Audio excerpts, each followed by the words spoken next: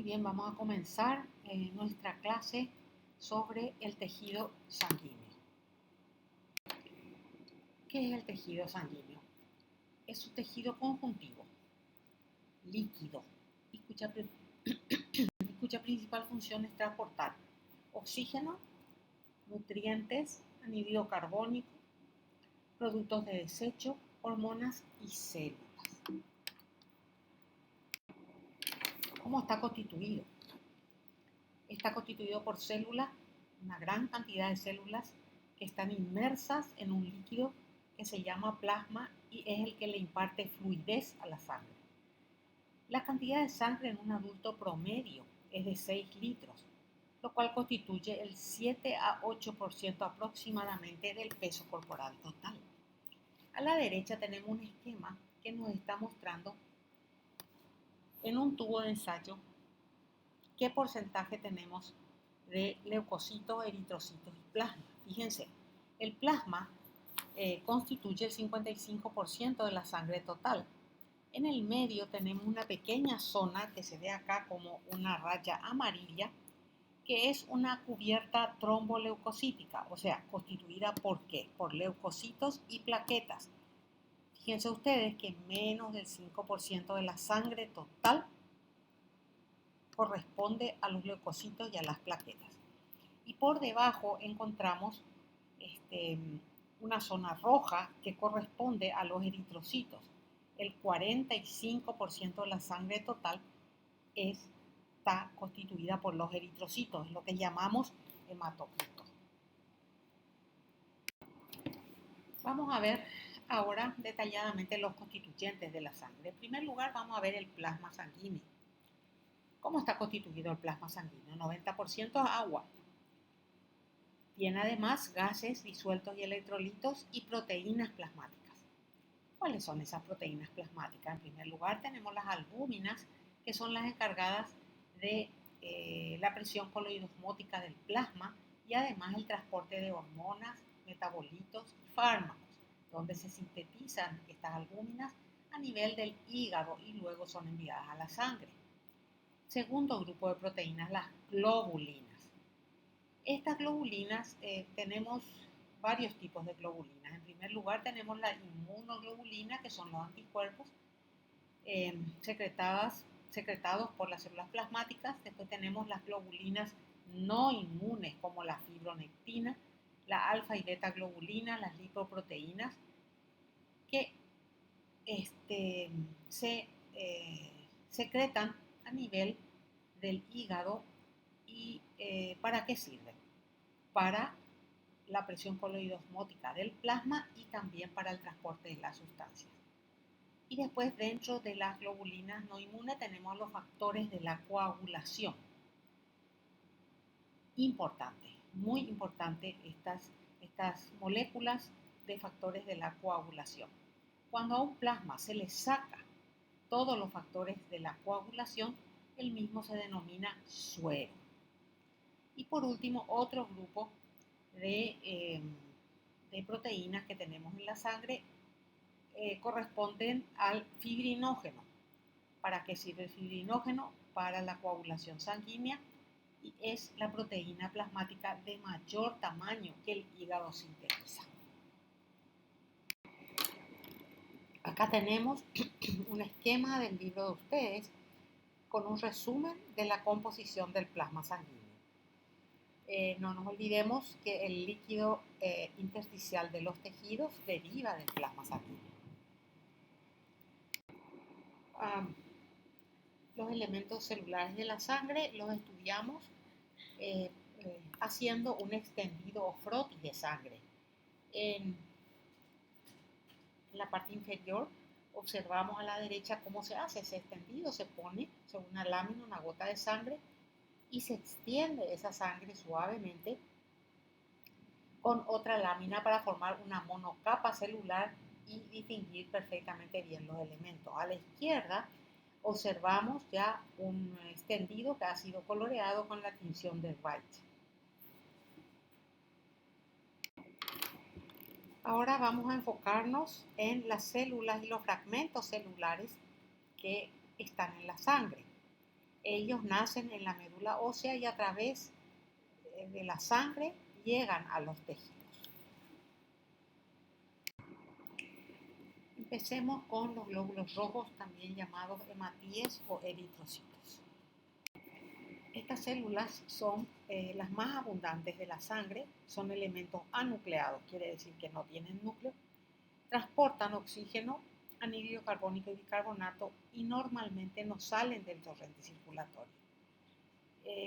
Su cantidad promedio es de 5,4 millones por milímetro cúbico.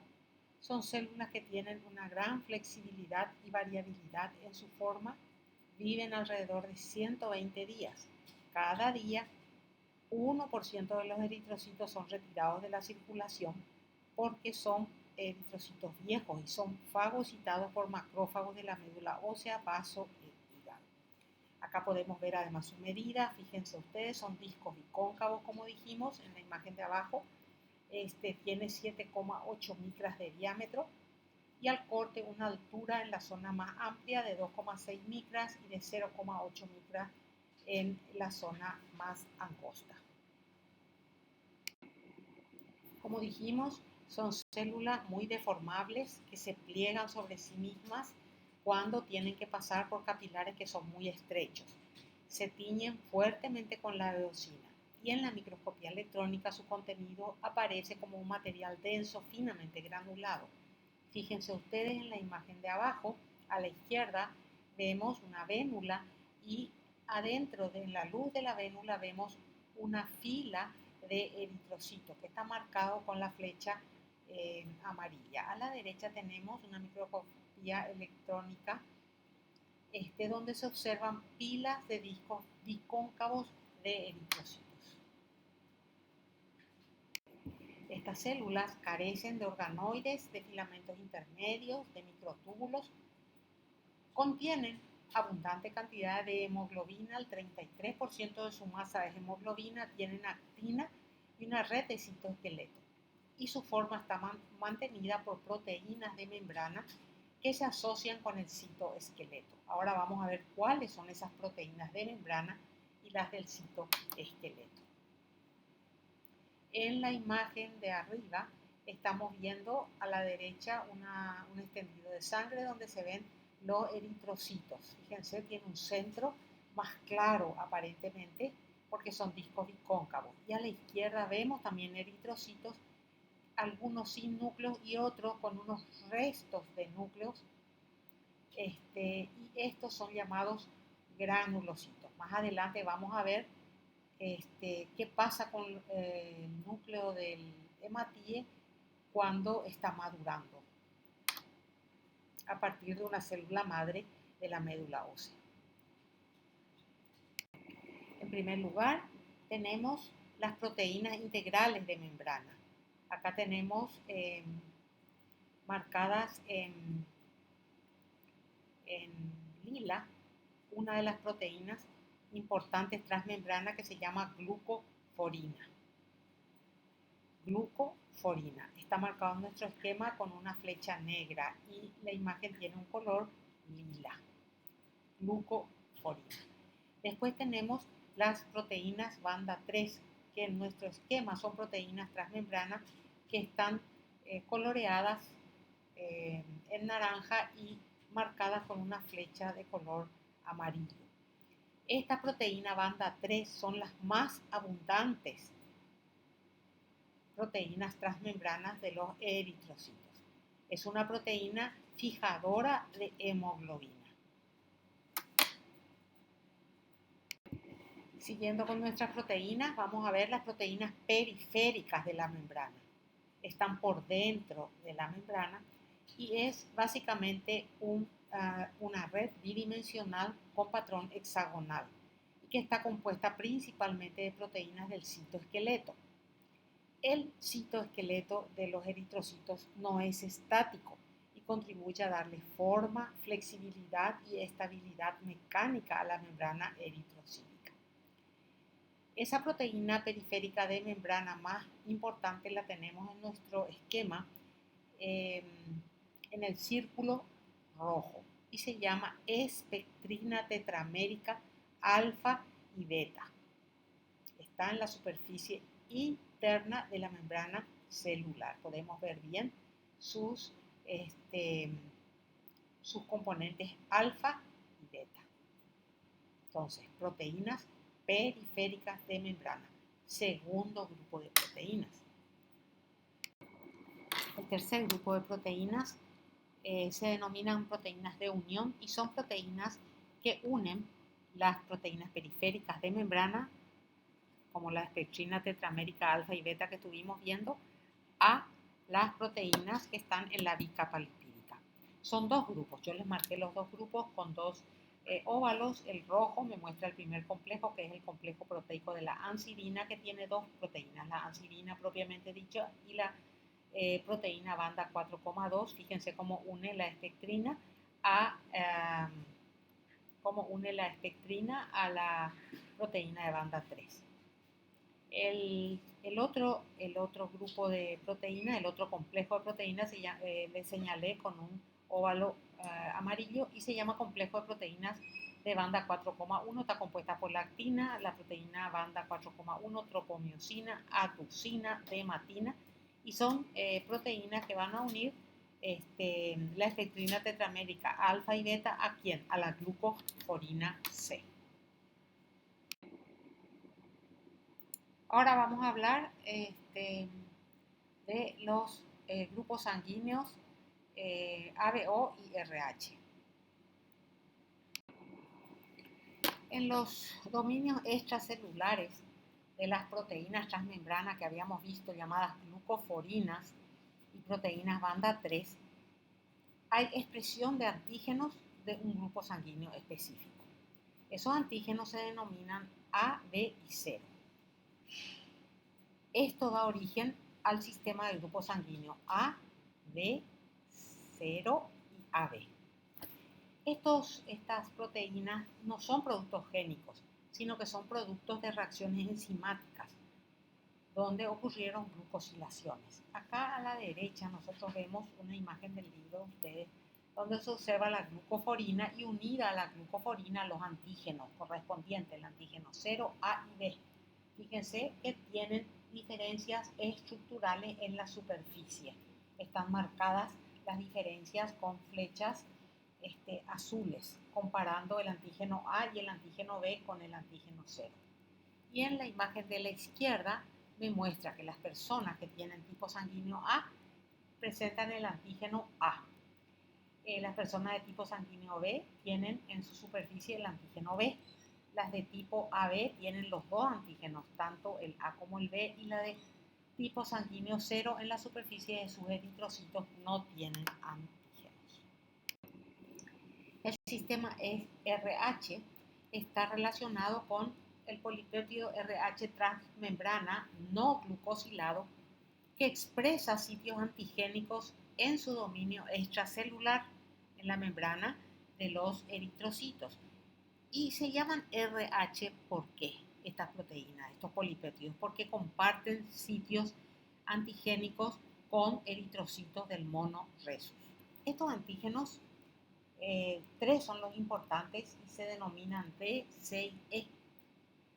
Uno puede expresar dos, pero con que se exprese uno solo de ellos, el paciente, la persona, ya va a ser RH positivo. Los que no expresan ninguno, ni el D, ni el C, ni el E, van a ser personas con un RH negativo. Y ahora, uniendo el grupo sanguíneo y el RH, todo en un esquema, podemos observar las compatibilidades de donar y recibir sangre. Por ejemplo, si mi grupo sanguíneo es 0, puedo donar sangre a otros pacientes que tienen 0, A, B, AB, pero puedo recibir solamente sangre de pacientes O 0. Si mi grupo sanguíneo es A, puedo donar a pacientes que tengan grupo sanguíneo A o AB y puedo recibir de A y de O 0. Si mi grupo sanguíneo es B, puedo donar sangre a pacientes con grupo sanguíneo B, AB, y puedo recibir sangre de pacientes, de personas con grupo B y 0. Si el grupo de sangre es AB, puedo donar sangre solamente a grupos AB, pero puedo recibir sangre de todos, de AB, de A, de B y de C. Si el factor RH es positivo, puedo donar a RH positivo a otros pacientes que tengan RH positivo, pero puedo recibir tanto de positivo como de negativo. Si mi factor RH es negativo, puedo donar sangre a pacientes con sangre RH positiva, negativa, pero puedo recibir solamente sangre de personas RH negativas. 300 millones de moléculas de hemoglobina se encuentran en cada glóbulo rojo. En la imagen de la derecha estamos viendo un esquema de lo que es una molécula de hemoglobina del adulto. Cada molécula de hemoglobina está constituida por 4 cadenas polipeptídicas llamadas alfa, beta, delta y gamma. Y cada molécula de hemoglobina tiene 4 átomos de hierro, que es el lugar donde se combina con moléculas de oxígeno. Según cuáles sean las cadenas que tenga la hemoglobina, tenemos varios tipos de la misma. La A, por ejemplo, que es la de los adultos, tiene 2 cadenas alfa y 2 cadenas beta. El 96% de la hemoglobina del adulto, de los eritrocitos del adulto, son de este tipo de hemoglobina. La A2, solamente 1 a 3% de la hemoglobina del adulto es de este tipo y está constituida por 2 cadenas alfa y 2 cadenas delta. Y después está la hemoglobina F, que es la hemoglobina principal del feto. En el adulto hay 1% como mucho, y tiene 2 cadenas alfa y 2 cadenas gamma. Ahora nos vamos a ver los glóbulos blancos o leucocitos, entre los cuales tenemos a los neutrófilos, los basófilos, los eosinófilos, los linfocitos y los monocitos. Estas células existen en un número de 7000 por milímetro cúbico. ¿De dónde se originan? En la médula ósea, y una vez que están maduras pasan a la sangre y salen del torrente sanguíneo cuando se los necesitan los tejidos, por ejemplo, una inflamación. Los glóbulos blancos o leucocitos se diferencian en 2 grandes grupos, que son los granulocitos y los agranulocitos, en relación a sus gránulos específicos. Acá tenemos a los granulocitos, por un lado, que son los neutrófilos, eosinófilos, basófilos, tienen gránulos específicos, y los agranulocitos, que en general no tienen gránulos, son los linfocitos y los monocitos. Debemos dejar, sin embargo, bien claro que ambos grupos de leucocitos tienen gránulos inespecíficos azurófilos, que son lisosomas. Abajo tenemos un cuadro, ¿verdad?, pequeño, que nos muestra el porcentaje de cada una de estas células. De 7000 células por milímetro cúbico, el 33% de ellas van a ser linfocitos, el 56% neutrófilos, el 7% monocitos, eosinófilos 3%, y los más escasos son los basófilos, 1%.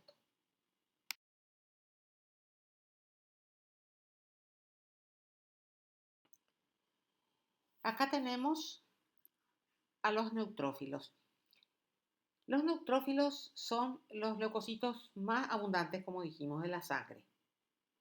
Conforman el 55 al 65% de los mismos, o sea, más o menos de 3000 a 6000 por milímetro cúbico. Tienen 12 micras en los extendidos citológicos, viven 8 días y tienen un núcleo de 3, 4 o 5 lóbulos, incluso 5 lóbulos que están unidos por hebras de cromatina.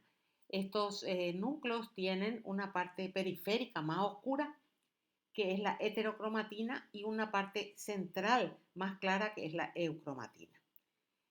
Además, en las mujeres, en los neutrófilos de las mujeres, podemos encontrar lo que llamamos el corpúsculo de Barr. ¿Qué es el corpúsculo de Barr? Es un cromosoma X condensado e inactivo que se observa como un palillo de tambor en uno de los lóbulos nucleares. Fíjense ustedes en nuestras imágenes, en la imagen inferior, izquierda me muestra muchos hematíes y en el medio un neutrófilo. El citoplasma está finamente granulado y acá encontramos 4 lóbulos unidos por finas hebras cromatínicas. Lo mismo estamos observando en las imágenes de la derecha, arriba y abajo. Acá tenemos una microscopía electrónica de un neutrófilo, donde me muestra en primer lugar los 3 lóbulos que le había dicho del núcleo, con la cromatina periférica, la heterocromatina en la periferia y la eucromatina en el centro. En el citoplasma observamos gránulos más oscuros, marcados con la flecha gris bordeada de amarillo. Esos gránulos más oscuros son gránulos azurófilos.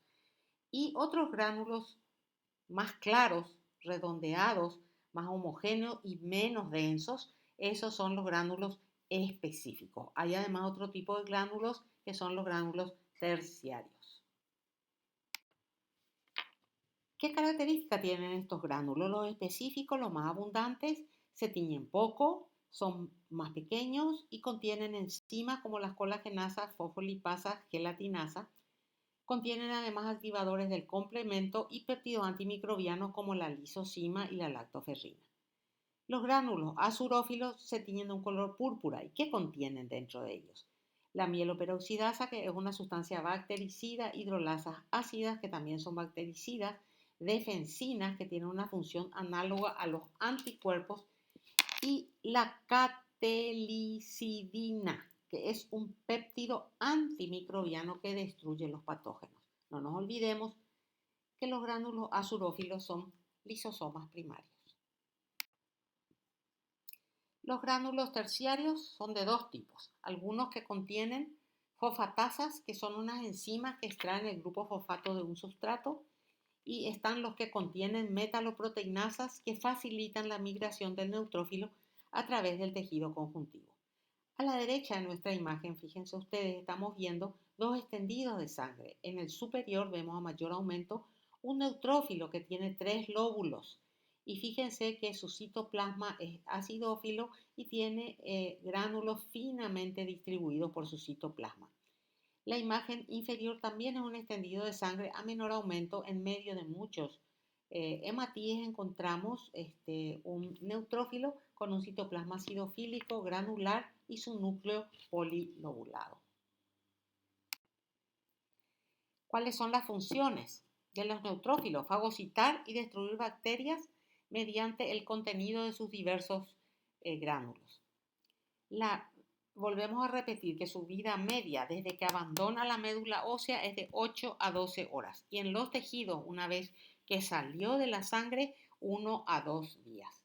En el esquema estamos viendo cómo el neutrófilo se adhiere al endotelio por diversas moléculas de adhesión y puede salir del vaso sanguíneo para ir hasta donde están las quimiosinas, que son sustancias que se producen en los sitios de lesión. Este esquema que tenemos nosotros acá nos muestra cómo un neutrófilo es capaz de eliminar una bacteria, por ejemplo, un cuerpo extraño, un agente patógeno.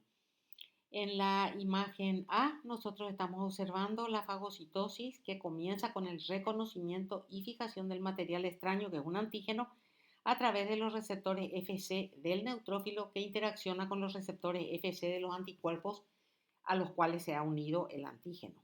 En la imagen B, nosotros estamos viendo que la célula emite unos pseudópodos. Y cuando los pseudópodos se tocan en la punta, se fusionan, el antígeno es incorporado en el citoplasma. Y ahí se forma lo que se llama fagosoma. Después de esto, esto se ve en la imagen D. La imagen E.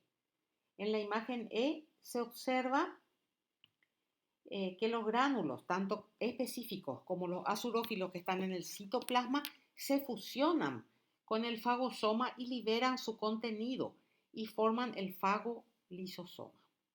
Esta fusión y liberación de los gránulos se conoce como desgranulación.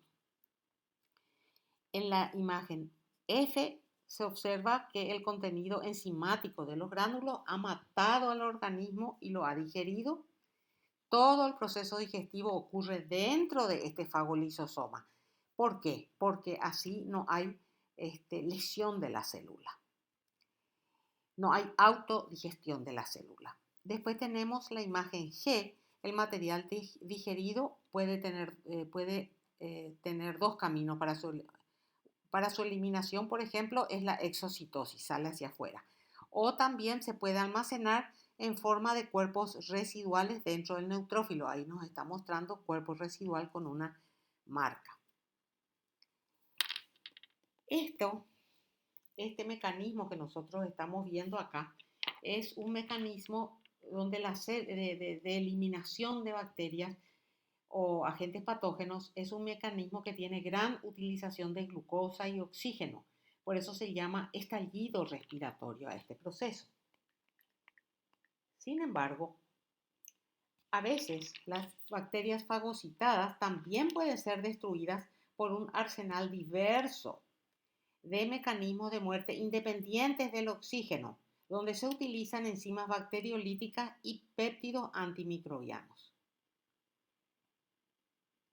Estos mecanismos de muerte independientes de oxígeno están dirigidos principalmente a la membrana de la célula bacteriana, provocando su degradación y aumento de la permeabilidad.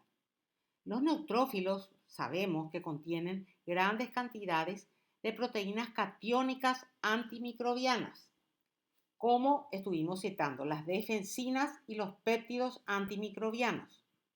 Entonces, al igual que las lisosimas y las catepsinas almacenadas en los gránulos específicos, estas proteínas catiónicas antimicrobianas degradan la pared bacteriana.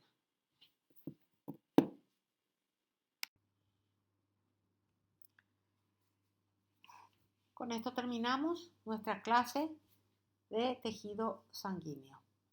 Que tengan un buen resto de jornada y muchas gracias.